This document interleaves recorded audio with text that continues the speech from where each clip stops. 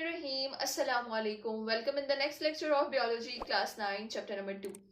हम लोग biological method देख रहे थे कि हमने किस तरह से बायोलॉजिकल प्रॉब्लम को सॉल्व करना है। हमने उसके फॉलोइंग स्टेप्स देखे थे, जैसा कि आपने आपने पहले सबसे पहले देखा कि रिकॉग्नाइज किया कि हमारे पास प्रॉब्लम क्या है, फिर आपने उसको ऑब्जर्व किया। उसका पहला स्टेप था ऑब्जर्वेशंस करना।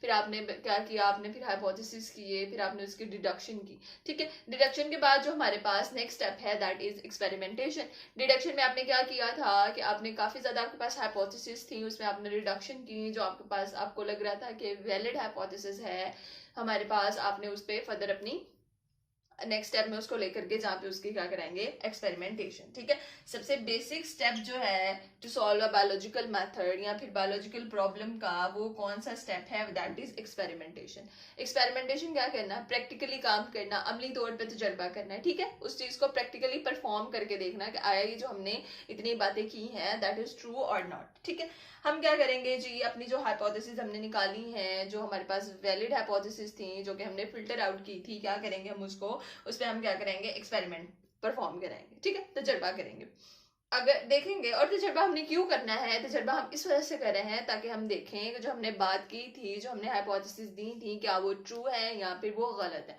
जो हमने बात दी, जो हमने एक स्टेटमेंट दे दी थी कि ये हो सकता है, फिर आपने उसको डिडक्शन में भी बताया कि अगर ये हुआ है तो क्यों हुआ है। ठीक है, तो हमने परफॉर्म करवाने एक्सपेरिमेंट। ठीक है, हमने अमली तजर्बात कराने हैं। हम लोग क्यों करा रहे हैं एक्सपेरिमेंट, ताकि हम देखें कि जो हमारी हाइपोथेसिस है आया वो ठीक है या वो गलत है। कि हम जो इतनी बातें कर चुके हैं, जो हमने अपनी हाइपोथेसिस की जनरल स्टेटमेंट दी थी कि इफ हुआ है तो क्यों हुआ है, हमने फिर उसमें से डिडक्शन की, अंदर से अपनी इनवैलिड हाइपोथेसिस निकाली, आगे हम उसको एक्सपेरिमेंटेशन में लेकर गए, हमने उस पर परफॉर्मेंस कराए, प्रैक्टिकली काम किया। तो हमने क्यों किया, ताकि हम देख सकें जो हमने हाइपोथेसिस की है, जो हमने बात की है, आया वो दुरुस्त है या फिर वो गलत है। ठीक है, जो हमारे पास हाइपोथेसिस इनकरेक्ट होगी, गलत होगी, हम उसको क्या कर देंगे, रिजेक्ट। और जो हाइपोथेसिस हमारे पास ट्रू होगी, करेक्ट होगी, तो हम उसको क्या कर लेंगे, सिलेक्ट कर लेंगे। ठीक है, हमने हाइपोथेसिस को डिडक्ट कराया। ठीक है, हमने फिर क्या किया, हमने देखा कि अगर हाइपोथेसिस हमारे पास ठीक होगी, करेक्ट होगी, तो हम उसको एक्सेप्ट कर लेंगे, सिलेक्ट कर लेंगे, वरना हम उसको रिजेक्ट कर देंगे। अब जो एक हमारे पास हाइपोथेसिस आ गई है, हम उसको क्या करेंगे, रिग्रेस टेस्टिंग करेंगे। उसकी हम लोग बार बार टेस्टिंग करेंगे, उस पर हम लोग बार बार एक्सपेरिमेंट प्रूव कराएंगे। क्यों, क्योंकि आपने जो साइंटिस्ट होते हैं वो एक दूसरे के साथ बहुत ज्यादा एक दूसरे से हसद भी कर रहे होते हैं। ठीक है, कि इसने इतना काम किया तो कैसे कर लिया, तो वो किसी ना किसी तरीके से उस चीज को डिस्प्रूव कराने लगते हैं कि ये शायद गलत कर रहा है। तो बहुत ज्यादा मुश्किलात आती हैं इसकी वजह से। इसकी बार बार टेस्टिंग होती है, वो हाइपोथेसिस की बार बार टेस्टिंग होती है, ताकि अगर गलत साबित हो तो रिजेक्ट हो जाए, अगर फिर भी ये सही है तो फिर आपकी जो हाइपोथेसिस है, जो आपने एक्सपेरिमेंट किया है, उस पर ये अगले स्टेप पे चली जाएगी। हमारा जो नेक्स्ट पॉइंट है that is summarisation of result. हम लोगों ने एक्सपेरिमेंटेशन में देखा था कि किस तरह हमने हाइपोथेसिस की टेस्टिंग कराई, फिर जो हाइपोथेसिस करेक्ट थी हमने उसको सिलेक्ट कर लिया, जो खराब थी उसको हमने क्या कर दिया, इनकरेक्ट थी उसको हमने रिजेक्ट कर दिया। ठीक है, और इस तरह नहीं कि अगर एक हाइपोथेसिस ठीक साबित हुई तो हमने उसकी फिर मल्टीपल टेस्टिंग कराई, बार बार उसको टेस्ट किया। ठीक है, ताकि हम इंश्योर कर सकें कि जो हमने हमारे पास हाइपोथेसिस है दैट इज वैलिड, वो बिल्कुल ठीक है। और वो किस तरह से हमने प्रूव किया, हमने उस पर एक्सपेरिमेंट्स कराए, हमने एक प्रैक्टिकल एक परफॉर्मेंस दी, एक अमली मुजाहिरा करके एक अमली तजुर्बा किया, फिर हमें पता चला कि अच्छा जी हमारी हाइपोथेसिस ठीक है। अब क्या करना है, जो नेक्स्ट स्टेप है that is summarisation of results. हमने रिजल्ट इकट्ठा करना है, समरी होती है ना। ठीक है, समराइजेशन, हमने रिजल्ट को इकट्ठा करना है। और बायोलॉजिस्ट किस तरह से डेटा इकट्ठा करते हैं, वो क्वांटिटेटिव डेटा इकट्ठा करते हैं, क्वालिटी वाइज नहीं, क्वांटिटी वाइज। ठीक है, उन्होंने क्या करना है, जो भी एक्सपेरिमेंट्स परफॉर्म किए हैं उसका जो डाटा है, क्वांटिटेटिव डाटा है, उसको इकट्ठा करना है। और सिर्फ ये नहीं कि सिर्फ एक चीज पे एक्सपेरिमेंट कर रहे हैं तो बस एक ही उस पे लगे रहना है, डिफरेंट ग्रुप्स पे उसको कंपेयर करना है और स्टैटिस्टिकली करना है। मतलब कि स्टैटिक्स आपको पता है मैथ्स की ही ब्रांच है। ठीक है, मीन निकालेंगे, एवरेज निकालेंगे, कंपेरिजन करेंगे, फिर हमें पता चलेगा कि अच्छा जो हमारा डाटा है दैट इज वैलिड। और इस तरह से हमने अपने रिजल्ट को समराइज कर देना है, इकट्ठा कर देना है। ठीक है, मैथ्स के रूल को अप्लाई करते हुए। जो लास्ट स्टेप है हमारा बायोलॉजिकल मेथड का या बायोलॉजिकल प्रॉब्लम सॉल्व करने का that is reporting of the result. आपने समराइज कर लिया, अपने रिजल्ट को इकट्ठा कर लिया, उसको कंपेयर भी कर लिया। अब जो सबसे असेंशियल पार्ट है आपके बायोलॉजिकल मेथड का, जो सबसे मेन पार्ट है, that is reporting of result. जो आपने काम किया है आपने उसको शाया भी करना है, उसके बारे में रिपोर्ट भी करना है, उसके बारे में बताना भी है उसमें आपकी इतनी मेहनत शामिल है, ठीक है। तो बायोलॉजिस्ट जो है जिसने चीज पे काम किया है, इस साइंटिफिक मेथड पे काम किया है, वो क्या करेगा, वो अपना रिजल्ट पब्लिश करेगा अपनी फाइंडिंग्स को, अपने रिजल्ट को, फाइंडिंग जो चीज जिस चीज पे उसने काम किया है, ठीक है।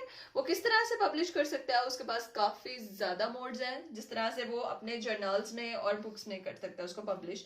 जर्नल बेटा जो साइंटिस्ट होते हैं जो अपना सारा वर्क जिस चीज पे पब्लिश करते हैं वो in the form of journals करते हैं, ठीक है। बेसिकली ये बुक्स होती हैं जिसमें साइंटिस्ट जो होते हैं वो अपना काम जो है जो उन्होंने किया होता है वो पब्लिश कराते हैं, ठीक है। उसके अलावा नेशनल एंड इंटरनेशनल मीटिंग्स, कि अगर नेशनल लेवल में हमारे मुल्क के अंदर या फिर इंटरनेशनल मुल्क से बाहर जो भी मीटिंग्स हो रही हैं, जो भी बातें हो रही हैं, तो उसमें वो जो बायोलॉजिस्ट है, वो जो साइंटिस्ट है, अपने किए हुए काम का जिक्र कर सकता है, उसके बारे में बता सकता है। उसके अलावा seminars at college and university में जो सेमिनार्स होते हैं कि एक बंदा आता है वो बात करता है स्टूडेंट्स के साथ, उनको मोटिवेट करता है, वो किसी चीज से भी रिलेटेड हो सकते हैं, वो अवेयरनेस से रिलेटेड सेमिनार्स हो सकते हैं, ठीक है। तो वो जो बायोलॉजिस्ट है, वो जो साइंटिस्ट है, वो स्कूल या कॉलेजेस में सेमिनार पे गया है या सेमिनार हेल्ड करने गया है, तो वो अपने जो भी उसने वर्क किया है, अपनी जो फाइंडिंग है, जो उसने काम किया है, वो उसके बारे में बता सकते हैं, ठीक है।